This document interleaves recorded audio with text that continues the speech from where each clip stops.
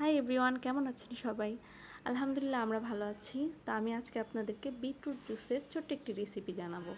প্রথমে আপনি বিটরুটকে ছোট ছোট করে স্লাইস করে নেবেন এবং অ্যাপেল, ক্যারট অ্যান্ড জিঞ্জারকেও নিতে পারেন।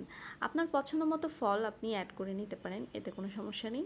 সাথে আপনি সামান্য একটু চিনি এবং লবণ, আমি অবশ্য চিনিটা অ্যাড করিনি, আপনার পছন্দ হলে আপনি চিনি অ্যাড করে নেবেন এবং পানির সাথে এটাকে খুব সুন্দর করে ব্লেন্ড করে নেব। ব্লেন্ড করার পরে আপনারা এটিকে একটি ছাঁকনির দ্বারা ছেঁকে নেবেন। ছাঁকনি দ্বারা ছেঁকে নেওয়ার পরে দেখতেই পাচ্ছেন খুব সুন্দর একটি কালার এসেছে। এটা দেখতে খুবই লোভনীয় ছিল আর খেতেও দারুণ ছিল। আমার তো খুব ভালো লেগেছে, আমার হাজব্যান্ডও পছন্দ করেছে। মজার বিষয়, আমার পিচিটাও খুব পছন্দ করেছে। তো আপনারা সবাই এভাবে বাসায় স্বাস্থ্যকর জুস বানিয়ে সবাই উপভোগ করতে পারেন।